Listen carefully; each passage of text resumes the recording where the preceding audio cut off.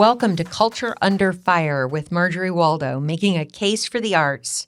Today, we're talking about Beyond the Beaches, the return on investment of culture. And this is episode 3 of our podcast. And I hope you're following and listening to all these amazing guests. We have another one to talk to us about the value of investing in arts and culture in community. From the county level, we're lucky enough to have the president and CEO of the Cultural Council for Palm Beach, Dave Lawrence. Thank you. Absolutely. I'm happy to be here. I'm really glad you are. Thank you. I know you are providing so much for us as an organization in Palm Beach County. We receive a grant for the Category B grant, which is tourist development tax dollars. Correct. That feeds our marketing and tourism for out-of-county, building our out-of-county audience, which has been remarkable to have as part of our effort to grow our organization. It's been really meaningful. And we use a lot of your trainings for our staff. You do a lot of amazing things. Talk about the Cultural Council. Tell us what you do. So the easiest way to think about us is sort of a chamber of commerce for the arts. Okay. So everything we do is designed to lift up and support professional artists and cultural organizations here in Palm Beach County. And when I say cultural organizations, I mean fine arts institutions like the Boca Raton Museum of Art, Norton Kravis Center, all the ones you would typically think of. Yes. But it also means things like the Science Center, the Cox Science Center. It's the Loggerhead Marine Life Center. History institutions like the Boca Raton Historical Society and the Flagler Museum.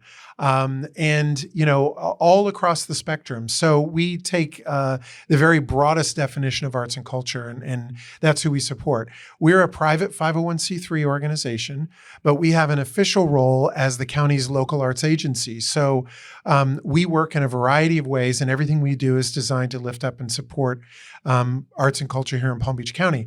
Our biggest sort of scope of work is with the Tourist Development Council. Right. And that's where the bed taxes come in. Right. So every time somebody stays here, whether it's in a hotel or an Airbnb or a VRBO, 6 pennies on every dollar is collected.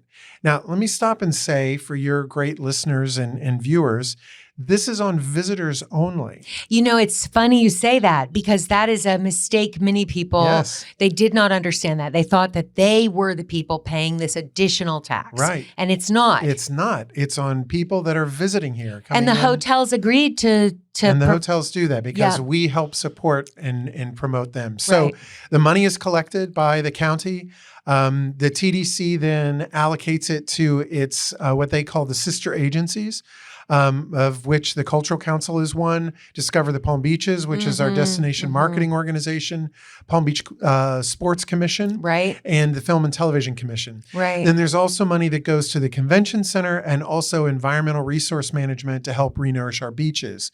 Very important component of this as well. People also think that the tourist development taxes are only for a very narrow line of arts and culture organizations, but it's much broader than that. So even if you're not somebody who's going to see a show, those dollars are supporting the tennis center, or they're supporting making our beach number 1 again in Delray Beach. You know, so it's a bigger pot. Of things it's addressing and supporting. That's exactly right. And, you know, it's important for many, many reasons. And we can talk about all the ways that this funding and cultural activity really contributes to quality of life and economic impact and business development and all of that. Another fun fact that I like to tell people is the Cultural Council is actually the organization who got the bed tax started in Palm Beach County. I did not know that. Way back in the early 80s. We were the organization that got it started. That's here. fantastic. Yeah. And you've been with the agency how long? Next week, it'll be 7 years. Yeah, that's a good tenure, and you have transformed that agency in a lot of ways. You're doing Thank you very much. So much. I've been at Arts Garage 9 years in the beginning of November, and it's a completely different organization from when I started. Oh, that's great. So it's been a really fun thing to watch. I'm very grateful for that. Well, I'm grateful for a phenomenal team that I have assembled that are just experts at what they do, and they have a passion for Palm Beach County and a passion for arts and culture. And I think it just comes shining through in everything that we're doing. Agreed. Why arts and culture? Why were you drawn to arts and culture and running this organization? Arts and culture have always been a part of my life. Growing up, I was a cellist, actor, singer, all that sort of Really? stuff. Yeah, You're a theater person too, I because I am. see all your shows that I'm envious of you going Yes, to. I am a theater person, and I'm actually now I've taken up ceramics. So Really? yeah, I throw pottery. I've been doing that for about 6 years now. So arts is it's always been in my blood. But at a deeper level, I really believe that arts and culture is the great connector of people. It's the thing that we, at our very basest level, can connect with other people on. A great example I use of this is um, when 9/11 happened. Yes. The very first thing that our elected officials in DC did, the very first thing is they went out on the steps of the Capitol and they sang. Yeah, Ah, they used arts and culture as a way to express their outrage and their grief and everything that was going on, and it that's the thing that brought them together. well, if you think about the pandemic, there was stuff like that happening in major urban areas too, Yes. where at a certain time of day in a large city, a lot of people would lean out their windows and sing Yeah. or bang an instrument or play a saxophone or whatever they could do to find some kind of human connection. Right. And I remind people, think about what you did to keep yourself grounded and sane and entertained during pandemic. You read, you watched Netflix, sure, but all of those are actors and writers That's and right. all of that. It's an art form. The arts helped us Yep. get through the pandemic. Absolutely. And for most of us, a lot of people I know, and for myself specifically, the arts were what healed me, I guess, as a very young person. Yes. It just helped me survive. And, I think that is clear now more than ever, this incredibly surreal and frightening and horrific and bewildering moment that we're all going through right now. We need the arts in order for us to find our shared humanity and For to sure. find a way to find our community strength and our resiliency to get through.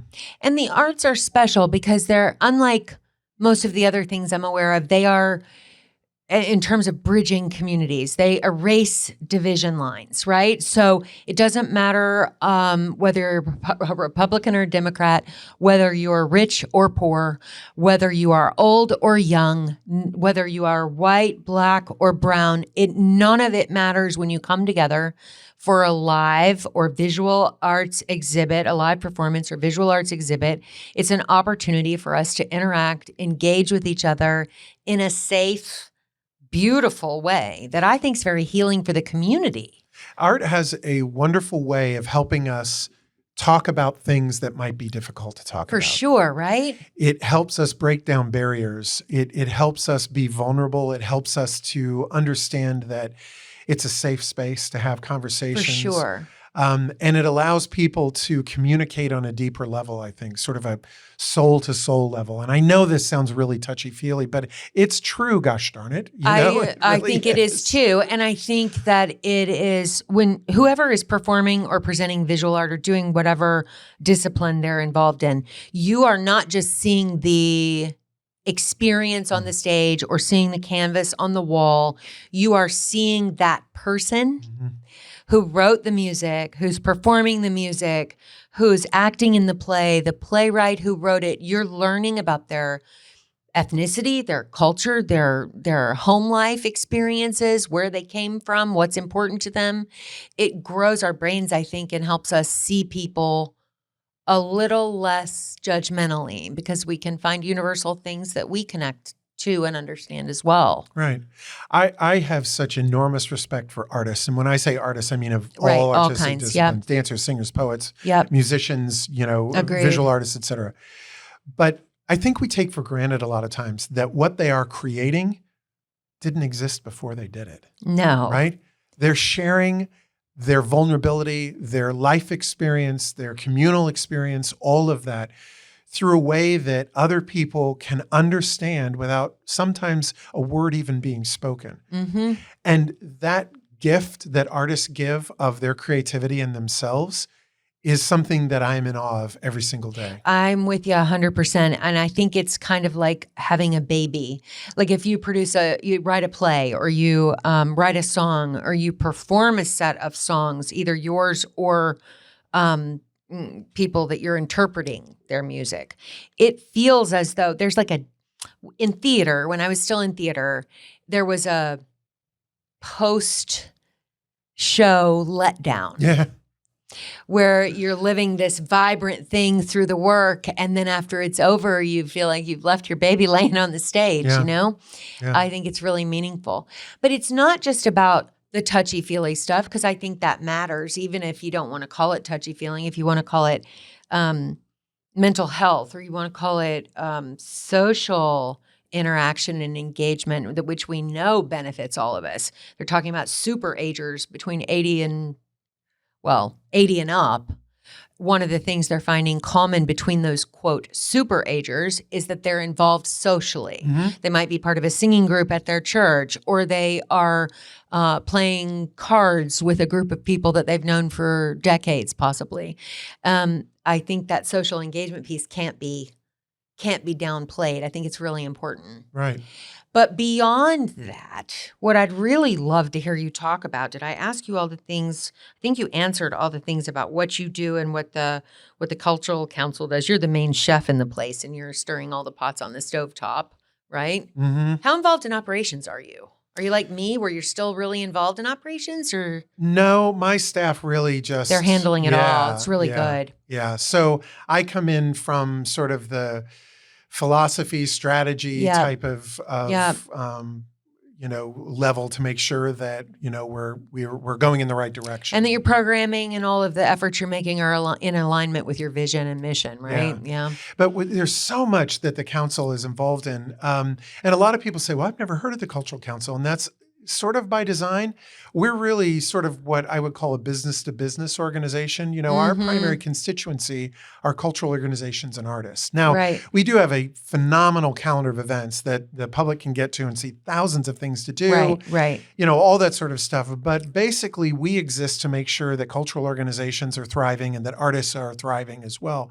So that's where a lot of our work is involved in. We have a whole slew of artist services to make sure that artists are better small business owners, because at the end of the day, that's what they are. Absolutely. Right? Absolutely. And to help cultural organizations like Arts Garage and others be better at the work that they're doing and more effective with the dollars that they're given. So, we do professional development work. We have in our building in Lake Worth Beach, which is where our headquarters are. It's a beautiful building. It is. It's great. It's an old 40s movie theater. Yeah, Art Deco. Celebrating its 80th year this year. So we're going to do a special film series. Oh, good. To sort of celebrate its early roots as a movie theater.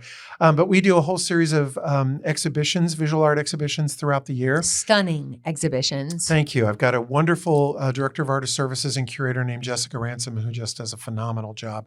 And we do a lot of artist fellowships as well to get money to artists to do more. We do a lot of advocacy work, and I know we're going to be talking about that today. So all of this work happens, with staff of under 20. So isn't that something? We're moving. I'm always amazed by what we get done at Arts Garage too. We have 21 people, and that's only because we've just added a new position. So we crossed into the 20s. And they are responsible for a massive amount of programming. It's a really beautiful thing to watch. It's pretty amazing. Cultural organizations are able to squeeze a penny like nobody's business. Isn't it the truth? It is right? True. When people say, why don't you, if you lose that funding, why don't you just strip your budget a little bit in that area? My budget There's no more is stripping. pretty darn tight. Right. I mean, we're counting paper clips, to try to respect the contributions that both government agencies and our donors make. Well, I think that's it. It's we all understand in arts and culture that we have to be responsible stewards of these precious public resources that have been made available to us. Yes. And that's where I think, organizations can leverage money like nobody's business. They can pinch a penny and save it, and also use it exceptionally well and smartly to get the biggest impact. I'm always amazed at how much a dollar can go. Absolutely. It blows my mind too. So I want to talk about what I want to go into the money. I want you to talk about dollars and cents. Because I think it's the part of, I think it's one of the pieces the public doesn't quite understand all the Right. time.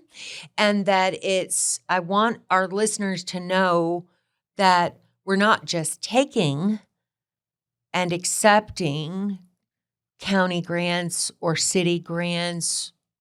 We're giving back a lot, some as community efforts, but also economic drivers that increase the quality of life for our citizens. Yeah. Can you talk about that a little bit? Absolutely. You know, I think the perception is out there. Here comes the arts again. They always have their hand out, right? Right. And that's partly because we're nonprofit organizations, so we're built differently than regular corporations and businesses, right? But let's look at Palm Beach County for just a second. In any given year, the annual economic impact of arts and culture, that means the amount of money that the arts are generating in Palm Beach County is $335 million. Let me say that figure again. $335 million. In our county, which is a large county. Yes. But still, it is a significant influx of revenues that pay for our police officers, our fire departments, our roads, everything in our infrastructure. And that is broken up in two different ways. Yes. There's direct spending. Okay. Okay. So that is primarily in your purview, so that is you're paying your salary, you're building sets, you're turning the lights paying on, the hotel bill, all those sort of things, that happen with the actual production of arts and culture experiences. Right. But then let's look at the other piece of this, which is equally as powerful, and that's indirect spending, right? Okay. So think about if you are going to partake in an arts experience, you might pay a babysitter. You might go out to dinner beforehand. You might have to pay for parking. You're going to have a cocktail at intermission.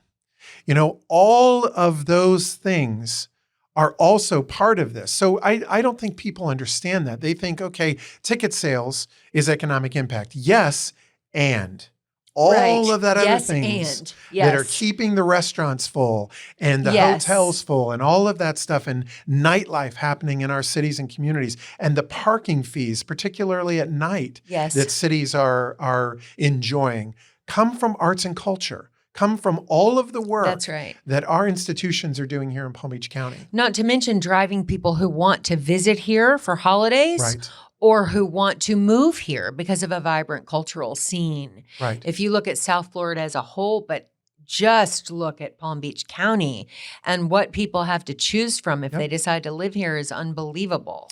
I have the very good opportunity to have a bit of perspective on this. Okay. Coming from Indianapolis, Indiana, from where I was before. Indy is a huge sports town. And it was, even though we had a thriving arts community there, it was a lot of, everything was sports related. So to get arts and culture at the table was a very difficult thing. Right.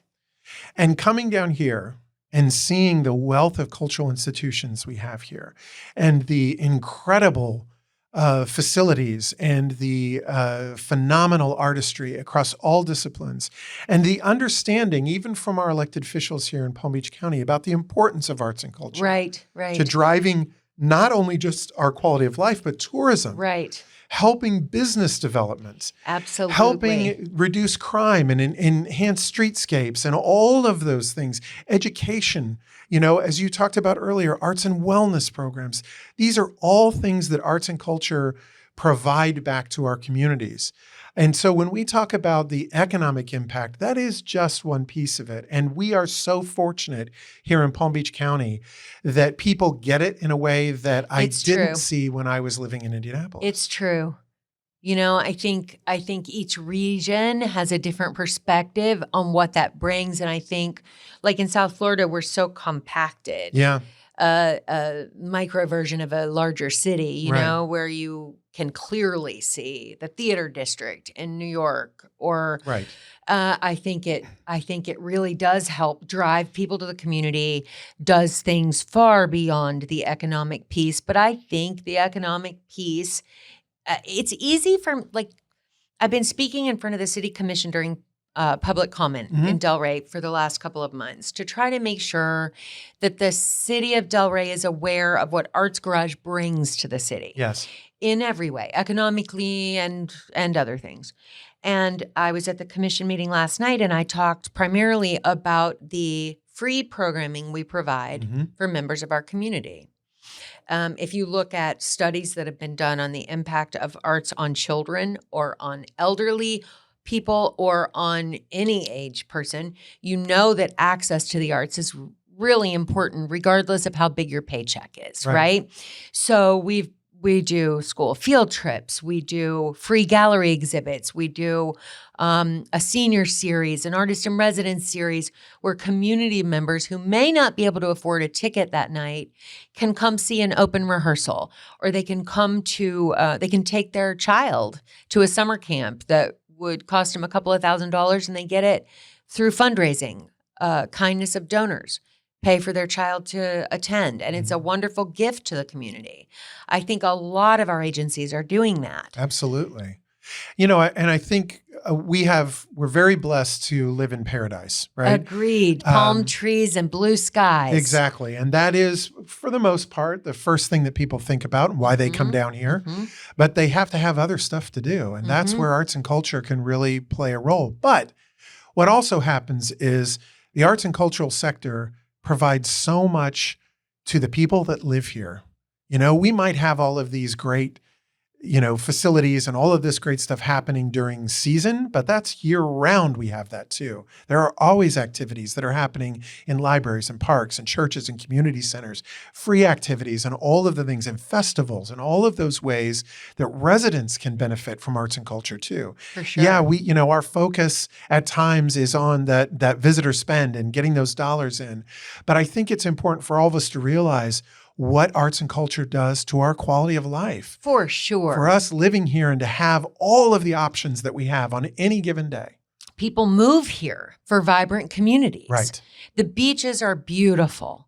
The sports opportunities. Absolutely. Wonderful. We need all of it. We need it all. We need it all. I want to go to the Delray Open. I want to go to a Panthers game, right? I want to do those things too. Absolutely. But arts and culture is one of those big pieces that brings people to the table. And every time people move or visit here, our communities benefit. Right. In every way.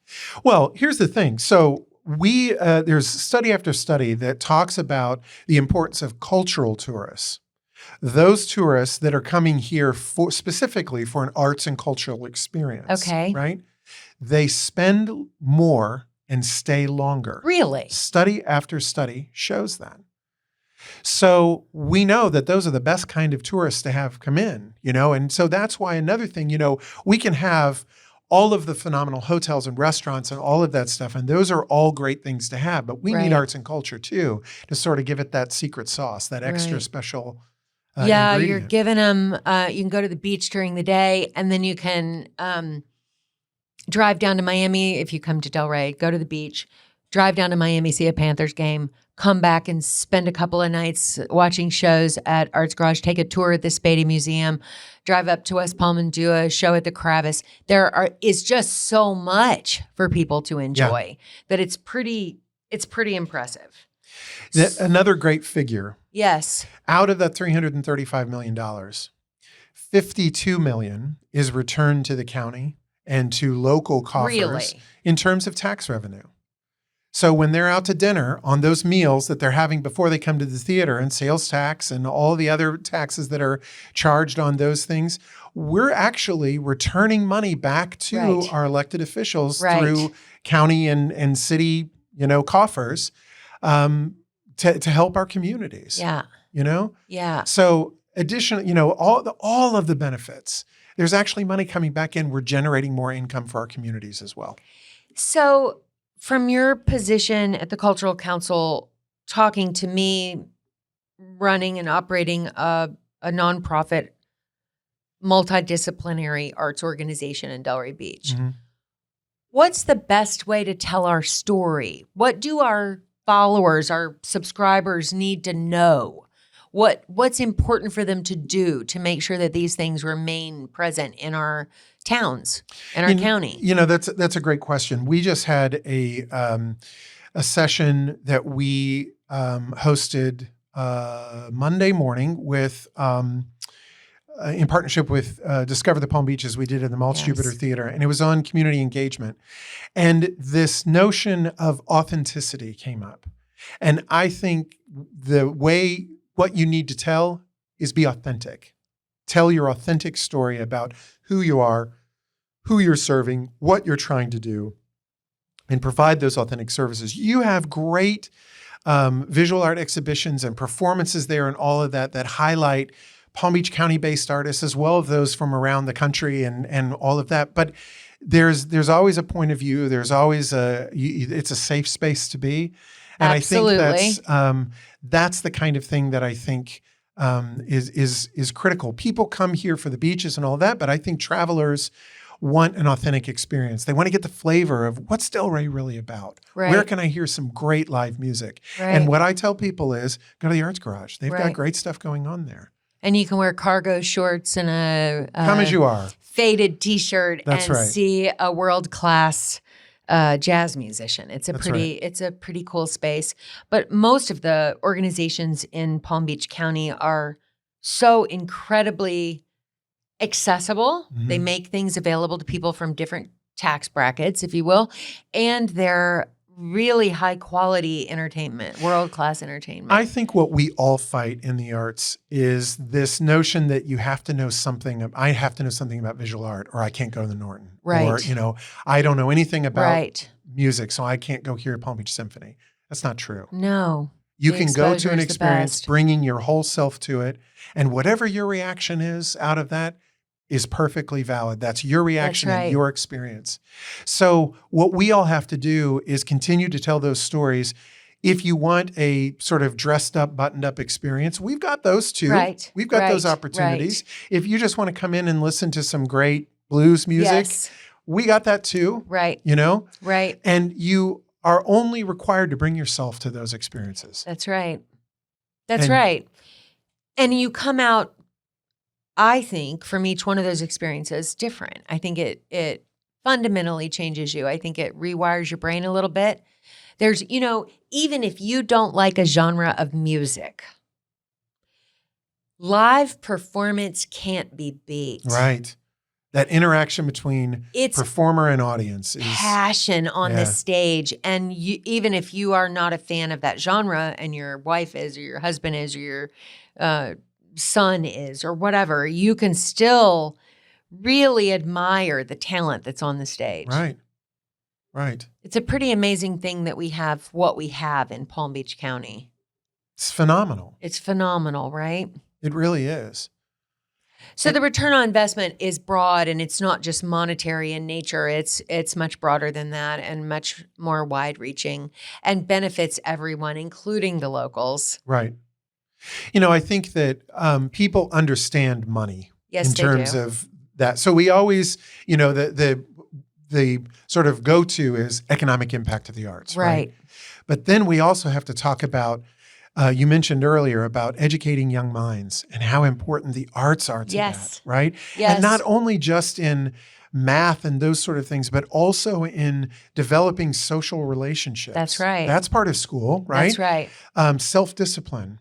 All of those things are taught through arts and That's culture right. as well. That's right. Well, Right? shoot, music is math. That's right. And theater is reading Right. and writing. Right. And all of those skills, it rewires your brain. Children's brains develop differently Right. when they're exposed to art and culture programs as a child. Right.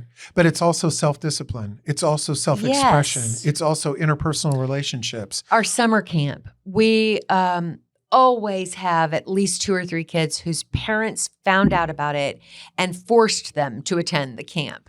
And they go in kicking and screaming, not Yep. literally, but they're not happy to be there. And they're Right. pretty sure they're just going to watch their phones the whole time.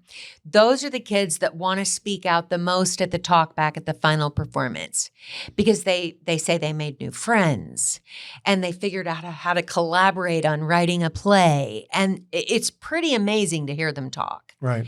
So you're right. It teaches social skills. they say that teenagers, the research shows that teenagers who are involved in arts programming tend to be more active civically in their communities, which is pretty amazing if we all took a step in and weighed in on that, at least voted, right? If more of us voted. Right. So, I think that's pretty cool. Is there anything else that you think our audience should know about the arts in Palm Beach County?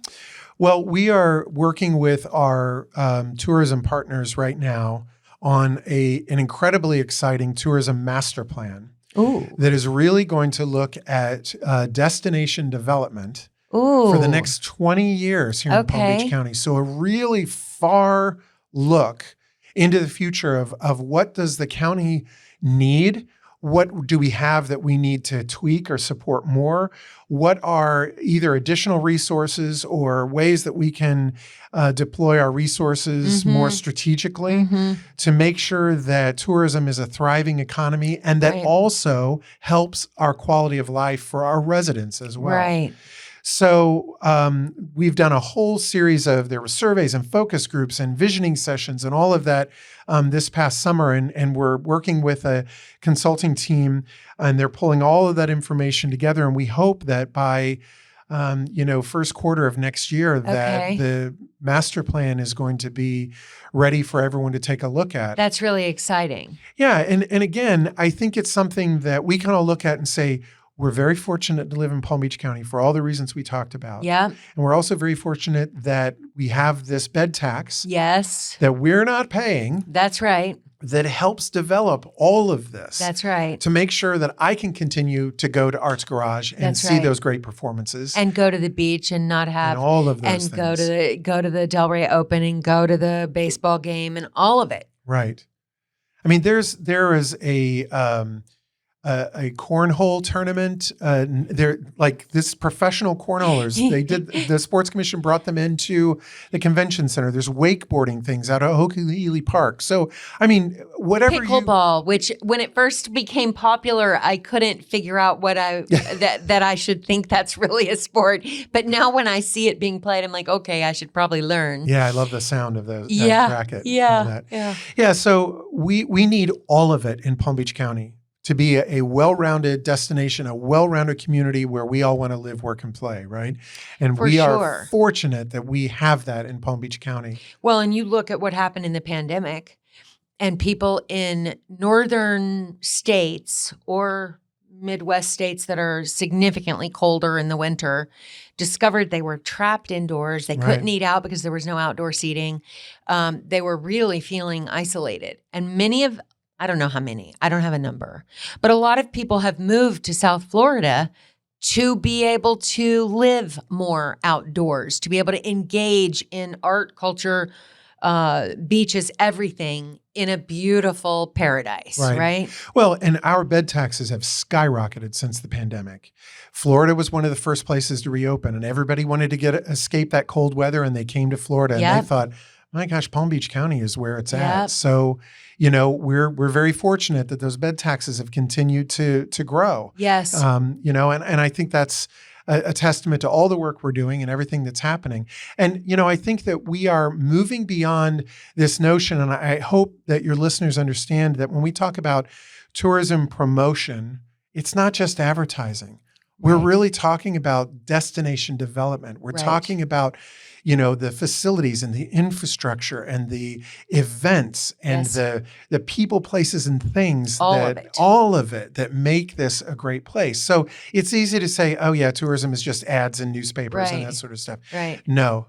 It's destination development. We're working to make sure that this is a stronger and more vibrant place for people to come. Absolutely. And it's all due in large part to that bed tax that we're happy to collect from people that want to come here. It's made a huge difference for Arts Garage, and I know several of my sister organizations who feel the same. So it's a gift for us. We feel very fortunate.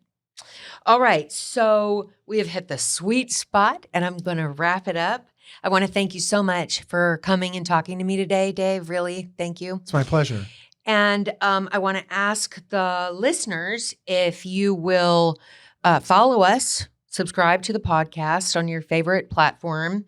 And if you want to give us a review, we'd love it. Tell us that we needed to talk louder or softer, or that you'd have liked to have heard more about a certain thing, if you want to email us at info@artsgarage.org. This podcast is powered by Arts Garage, and we'd love to hear your ideas for potential topics or additional guests that we could host.